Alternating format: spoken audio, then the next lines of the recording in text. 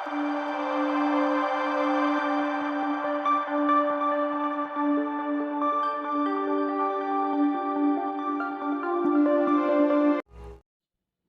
முருகனுக்கு அரோகரா. வேலும் மயிலும் துணை. அனைவருக்கும் வணக்கம்.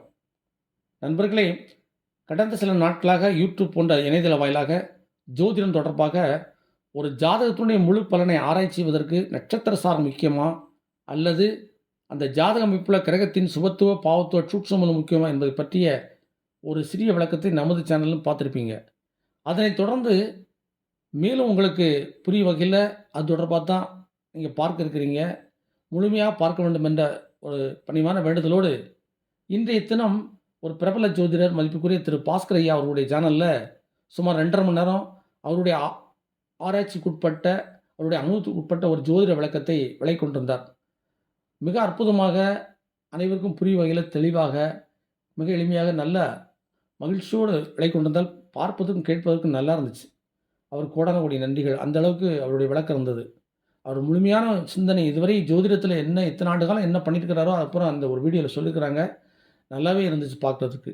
ஆனா இடையில வந்து எனது குருநாதர் மதிப்புக்குரிய ஆதித்யா குருஜி அவர்களைப் பற்றி தொடர்புபடுத்தி பேசும்போது, நட்சத்திர சாரம் முக்கியமா, சுபத்துவம், பாவத்துவம் முக்கியமா என்பதை பற்றியும் சொல்லியிருந்தாங்க. அதனால தான் முக்கிய கவனம் எடுத்துக்கொண்டு, இறுதியில அவங்க ஜோதிட அந்த இத முடிக்கும்போது, ஒரு எடுத்துக்காட்டு ஜாதகம் கொடுத்து, இது யார் வேணாலும் பார்த்து பலன் தெரிஞ்சுக்கோங்க. எது முக்கியம் என்று. அதே நேரத்தில ஆதித்யா குருஜி அவர்களுக்கும் ஒரு பார்த்து பலன் சொல்ல வேண்டும் என்று ஒரு கேள்வியும் வச்சிருக்கிறாங்க. ஸோ இந்த விளக்கத்தை நமது சேனல்ல மக்களுக்காக குடுப்போம் என்ற அடிப்படையில தான் அந்த ஜாதகத்த பார்க்க இருக்கிறோம். பாஸ்கர் அவர்களுடைய எடுத்துக்காட்டு ஜாதகத்தில கொடுக்கப்பட்ட தேதி அமைப்பின்படி 3/2/1993 மாலை 4 மணி 4 நிமிஷம் மும்பை. கிரக அமைப்பு பார்த்தீங்கன்னா, அவர் ஒரே ராசி, ஒரே லக்னமா மிதுனம் வந்து லக்னத்துக்கு 4ல குரு, 6ல ராகு, 8ல சூரியன், புதன், சனி, 10ல சுக்கிரன், 12ல கேது. இந்த அமைப்பில இருக்கு. அவர் இது தொடர்பா நட்சத்திர அமைப்பின் ரீதியாக அற்புதமாக விளக்குனார். இந்த ஜாதகத்தினுடைய மிக முக்கிய அம்சமே வந்து, இந்த ஜாதகத்தை கொண்ட பெண் ஜாதகம், இவங்க வந்து டைவர்ஸ் சம்மந்தமா திருமணம் இது தொடர்பா தான் அவர் பேசியிருக்கிறாரு. இது கூட மதிப்புக்குரிய ஆதித்யா குருஜி அவர்கள் ஒரு சில வீடியோக்கள சொல்லியிருந்தாங்க. இதுக்கு பதில் இதுவா, பணம் முக்கியமா, ஏதோ சொல்லியிருந்தாங்க. அதான் சொல்லியிருப்பாங்க.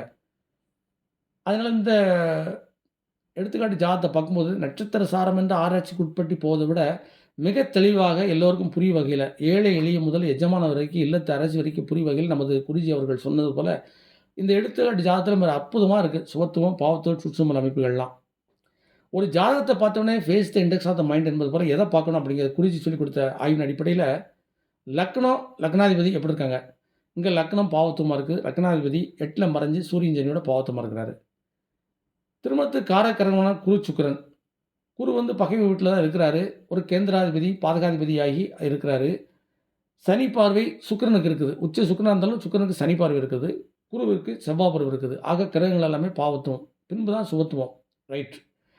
இந்த அடிப்படையில பார்த்தீங்கன்னா, ஒருவருக்கு திருமணத்தை பத்தி பார்க்கும்போது, லக்னத்துக்கு ராசிக்கு 2, 7 எப்படி இருக்குன்னு பார்க்கணும். இங்க லக்னத்திலேயே செவ்வாய், 2ஆம் இடத்துக்கு சூரியன், சனி பார்வை, 7ஆம் இடத்துக்கு செவ்வாய் பார்வை, 8ல வந்து சூரியன், சனி. இது போன்ற அமைப்பில் இருந்தா திருமணமே வந்து சீக்கிரமா பண்ணக்கூடாது. மிக தாமதம் நல்லது, அல்லது தடையை கொடுக்கும் என்பது பொருள். திருமண அமைப்புக்கு வந்து 2, 8 மிக சுத்தமா இருக்க வேண்டும் என்று நிறைய பேர் சொல்லுவாங்க. அந்த அடிப்படையில 2ஆம் இடத்திற்கு வந்து சூரியன், சனி பார்வை, 8ஆம் இடத்துல வந்து சூரியன், சனி இருப்பது நிச்சயமாக திருமணத்துக்கு சாதகமான சூழ்நிலை கிடையாது. சரிங்களா? சரி, ஒருவருக்கு திருமணம் முடிந்து, அவருக்கு வந்து இப்போ திடீர்னு விவாகரத்து வந்திருக்கிறாரு. ஒரு குறிப்பிட்ட காலத்துக்கு அவங்க ஒண்ணா இருந்து பேசி, பல பிரச்சனைகள் சிறிய சிறிய ஒரு பெரிதாகி, பூதாகரமாகி தான் பின்பு பொதுவெளிக்கு வரும். அந்த அமைப்பில இது இன்னும் நேத்து வந்ததில்ல. இது அநேகமா என் பார்வைக்கு 2021 வச்சுக்கொண்டா, மிதுன ராசி லக்னத்துக்கு மிதுன ராசிக்கு அஷ்டம சனி காலம் அந்த காலகட்டம் தான். அந்த அமைப்பில அந்த பிரச்சனை உருவாயிருக்கும். ஏன்னா, ஒருவருடைய திருமணத்திற்கு வந்து மிக முக்கியமான அம்சம் என்பது 7 1/2 சனி பெருசு இல்ல. அந்த 7 1/2 சனியில சென்ம சனியோ, அஷ்டம சனியோ, 6ஆம் அதிபதி, 8ஆம் அதிபதி தசை நடக்கும்போது, இந்த அமைப்பு காலகட்டத்தில வந்து மிக எச்சரிக்கையாக ஜாதகருக்கு பலன் பார்த்து பொருத்தமைக்க வேண்டும். நட்சத்திரம்ன்றது மிக முக்கியம் இல்ல. ஆனா இந்த அமைப்புகள நீங்க பார்த்துட்டாலே, அவர்களுக்கு வந்து தற்போது திருமணம் நடத்தணுமா, இல்ல தள்ளி வைக்கலாமா என்பதை வந்து நமது குருஜி ஐயா அவர்கள் அற்புதமாக வந்து எளிமையாக விளக்கியிருக்காங்க. அந்த அடிப்படையில 2021ல இவர்களுக்கு வந்து எப்படின்னா, புதன் புத்தி தான் நடந்திருக்கு. குரு தசையில 7ஆம் அதிபதி லக்னாதிபதி புத்தி, 7ஆம் அதிபதி திசை. 7ஆம் அதிபதி திசைங்கிறது பாதகாதிபதி திசை தான். நல்லா புரிஞ்சுக்கங்க. ஒரு பாதகாதிபதி திசை. தற்போது நடக்கக்கூடிய தசமீபம் பாருங்க, குரு திசையில சந்திர புத்தி நடக்குது. குரு யாரு? பாதக, மாரக, கேந்திராதிபதி. உபய லக்கணத்துக்கு 2 ஏழுக்குடையவர் மாரகாதிபதி. அப்போ குரு திசையில சந்திர புத்தி தற்போது நடந்து கொண்டிருக்கு. 30/11/2025 வரைக்கும் நடக்கு. அப்போ சந்திரன் லக்கணத்திலே பாவத்துவமா இருக்கிறாரு. அப்படி அமைப்பு பார்க்கும்போது குரு திசையில மாரகாதிபதி நடந்துகிட்டு இருக்கு. சரிங்களா? இந்த அமைப்பு சரியான ஒரு நிவர்த்தியை கொடுக்காது என்பது யாவரும் அறிந்ததே.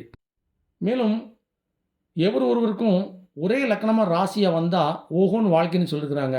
அதே நேரத்தில ஒரு சிலர் ஒரே லக்னம், ராசி, ஒரே நட்சத்திரம் சேர்த்து வச்சீங்கன்னா ஓஹோன்னு வாழ்க்கை தான்.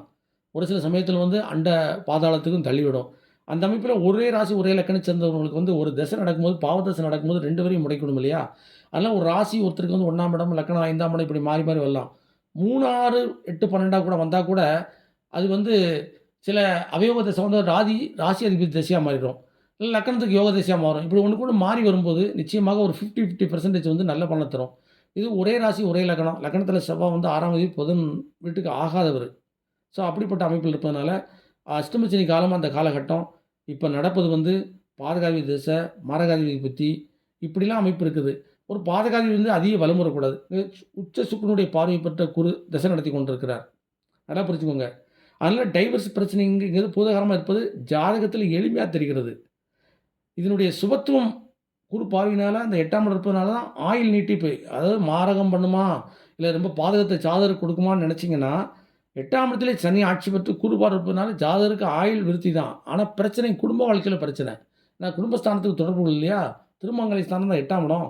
ஆச்சு இப்படிலாம் பார்க்கும்போது பார்த்தீங்கன்னா, ஜாதக அமைப்பில இந்த பொண்ணுக்கு டைவர்ஸ் கிடைப்பது நிதர்சனமாகிறது. வாழ்க்கையே சிறப்பில்ல. ஜாதகமே அந்த அளவுக்கு என்ன சொல்லுவேன், மிக சாதகமா இல்ல அப்படின்னு தான் சொல்ல முடியும்.